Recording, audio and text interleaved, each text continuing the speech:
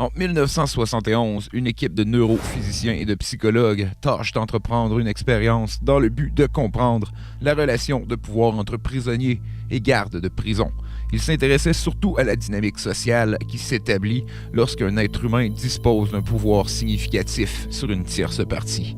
L'expérience de Stanford suit dans les pas de l'expérience aux électrochocs connue sous le nom d'expérience de Milgram, conduite en 1960.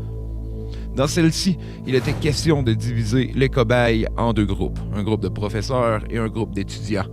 Des personnes à autorité telles des psychologues agissaient en tant que superviseurs. Les professeurs demandent des questions aux étudiants qui reçoivent des chocs électriques advenant une mauvaise réponse.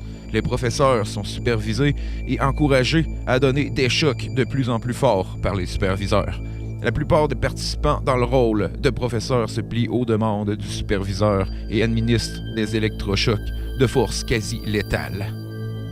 Cependant, les étudiants et le superviseur sont des acteurs et les chocs électriques sont faux. Le but de l'expérience, comprendre jusqu'où peut aller la cruauté humaine lorsqu'elle est validée ou même encouragée par une autorité supérieure. Le but étant de comprendre les atrocités commises par l'Allemagne nazie. Tout comme l'expérience de Milgram, l'expérience de Stanford donne des résultats plutôt inquiétants.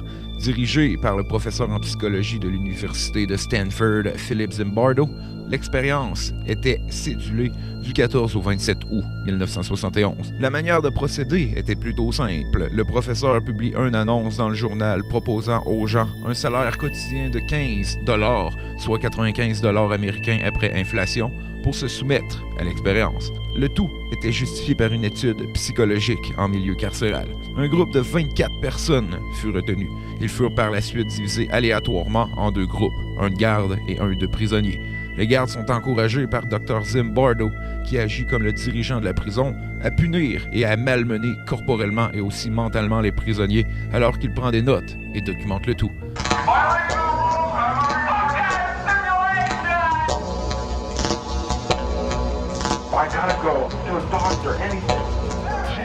Beaucoup croient que l'expérience était exagérée depuis le début de son exécution.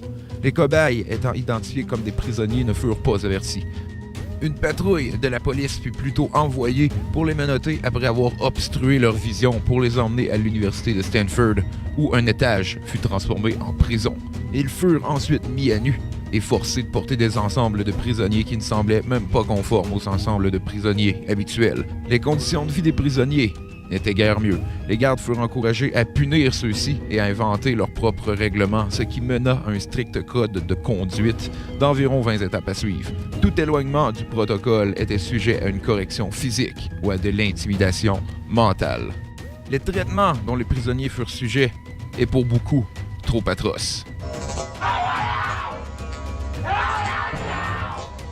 Il fut bien vite que l'expérience tourne au vinaigre. Après plusieurs crises de prisonniers qui n'en peuvent plus de l'abus, ils se rebellent contre les gardes. Tout professeur ou psychologue censé aurait arrêté l'expérience, mais Dr. Zimbardo le voyait autrement.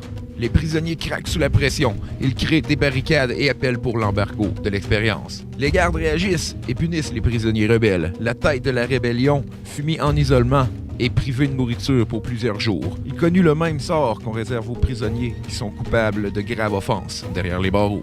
Les conditions se détériorent tellement qu'à un certain point, les gardes deviennent carrément inhumains et déconnectés de la réalité. L'expérience frôla l'avortement, mais il n'en était pas question pour Dr. Zimbardo. Un garde en particulier était tellement cruel qu'il fut surnommé John Wayne. Il fit subir les pires sévices corporels et humiliations aux prisonniers, mais selon lui, la faute repose seulement sur Dr. Zimbardo, qui l'encourageait à poser de tels gestes. Une justification qui se fit entendre un nombre innumérable de fois durant le procès des nazis après la guerre. L'expérience fut finalement avortée le 20 août 1971, soit une semaine avant la fin prévue. Selon plusieurs, l'avortement est dû à la copine de Dr. Zimbardo, qui était une jeune stagiaire en psychologie à l'université de Stanford.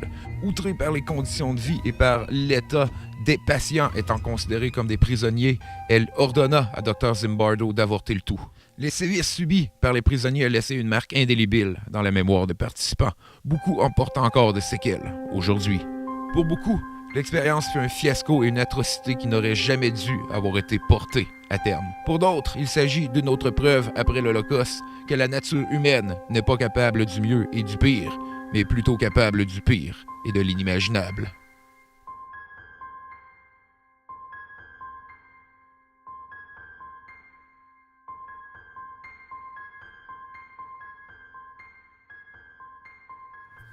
C'est tout pour cet épisode. N'oubliez pas de vous abonner, de faire like et de partager si vous aimez cette vidéo. C'est grâce à cette interaction et votre participation que la chaîne se fait connaître et qu'elle continue à perdurer.